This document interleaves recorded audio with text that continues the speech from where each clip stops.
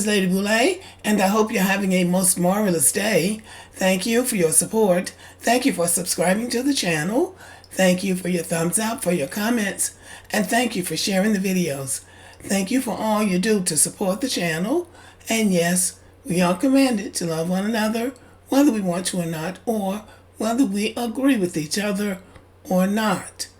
Well, this is the young man that was in the comedy club in Connecticut doing all that slack talk about George Floyd and said he wasn't going to apologize. As a matter of fact, I looked at him on Willie D's channel and he was getting smart with Willie D, and I think Willie D called him dumb or something like that.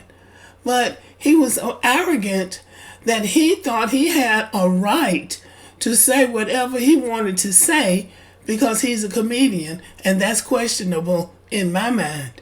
But time brings about a change, and this is America, and America does not have a problem canceling or calling people out. But nobody gets away with insulting a whole group of people in the United States. I mean, we've seen the biggest stars in Hollywood have to come back and apologize or saying something stupid or flippant or think they're saying something cute, and they insult somebody, and the next thing you know, they're on social media crying as they apologize. So listen to this. Hi, this is comedian David Lucas. You know me from Kill Tony and other various roast shows. I'm an edgy, push the boundary comedian, and my job as a comedian is to bring humor in dire situations. With that being said, there's a clip that is circulating around social media, and since that clip has came out, I have spoken to a lot of George Floyd's family. I spoke to Cal Wayne, Trader Truth, Steven Jackson, and my intention was to never cause harm to his family or make them revisit a moment that happened a few years ago. I'm a father, so I get it. I understand how his kids feel.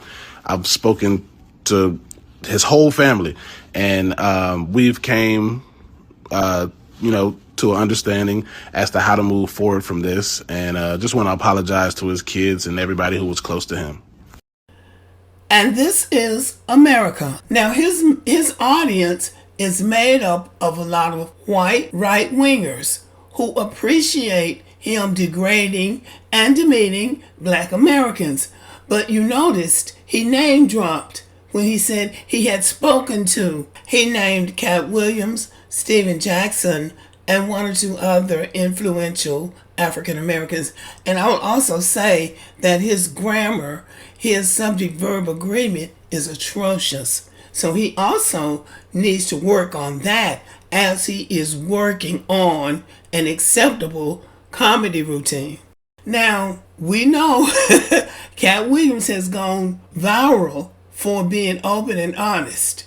It is possible, since he's trying to be a comedian, he is a struggling comedian. Because if you got to do this kind of stuff to get a joke, you're not good at what you're doing.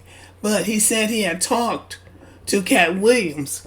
Probably Cat Williams called him and told him, if you expect to get anywhere in comedy in this country, you better get your ass out there and apologize. You don't do it that way. Now, y'all think I'm wrong. I don't think I'm wrong. And I don't know about Steven Jackson. Steven Jackson is a retired professional basketball player. He was good friends with George Floyd. It's my understanding that they grew up together in Houston, Texas. And Steven Jackson now has a popular podcast. So he might have had a kind of conversation with this guy too. And it might not have been so pleasant. So he is, he's wet behind the ears.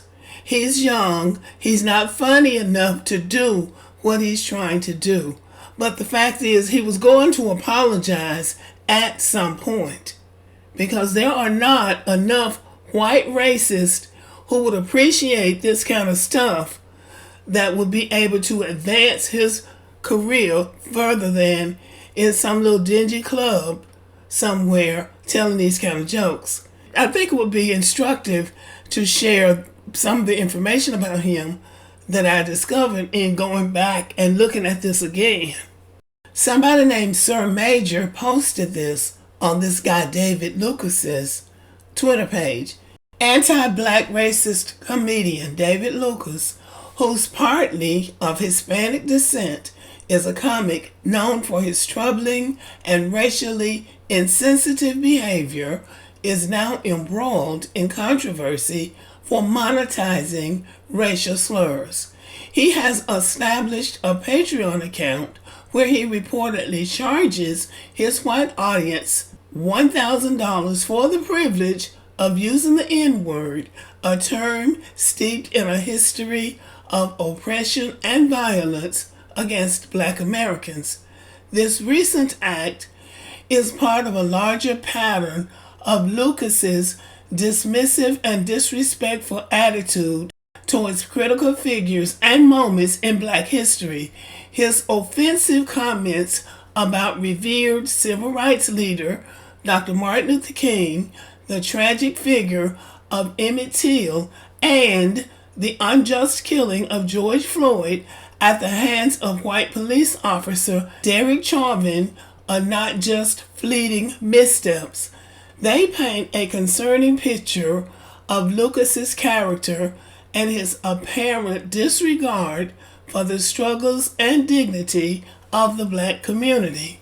Such actions, particularly from someone with a platform, undermine the ongoing efforts of racial equality and justice. It's essential to hold individuals accountable for perpetrating harmful stereotypes and trivializing the painful experiences of the Black community. This behavior not only reflects a lack of respect for the profound impact of racism, but also hinders the progress towards a more equitable and just society. I appreciate it when people like this bring this kind of information to the public, because this guy has been doing this and he has admitted that he's been doing this for, I guess, as long as he's been calling himself a stand-up comic. And he can make some money doing this, but he's not going to get very far, because if you could get somewhere making racial slurs like this against Black people, white comedians would be doing it. If it was something that you could really get away with and advance your career. And please, nobody, please don't come in here telling me he's going to get ahead because white people are supporting him. We already have a number of very successful Black comedians, and you don't see them doing stuff like this. They might be edgy, but they know where the line is. I think the right people got word of this, and I think they made the right move because he came back and apologized. This young man is not without arrogance, and if he has Hispanic ancestry and he's around them all the time and they are making all of these insensitive jokes about Black Americans, and then he takes that to a right-wing white platform, he's probably been doing this for a long time and he hasn't gotten any pushback. Because when those Black people got up and walked out of that club, one of the Black women said, "I've been coming to this club for years and I have never seen anything like this," which means that he is not well known by the Black people in that area, but maybe he is by the white people. So I think he got a wake-up call that he wasn't expecting, but he got one that was well-deserved. And I just want to throw this in for good measure.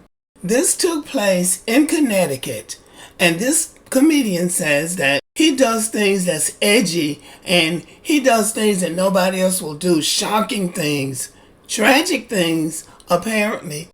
A horrific, tragic school shooting took place in Connecticut.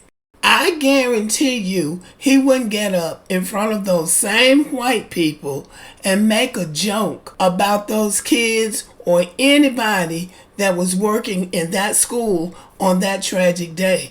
I don't care how edgy he says he is, and I don't care how arrogant he thinks he is. I bet you he wouldn't do a joke about those white people. So this is the kind of person that you're dealing with. So we will continue to see, I will continue to see what he comes up with, because he is something to deal with. And I believe he's been around people who've been saying things like this, and he doesn't see anything wrong with it.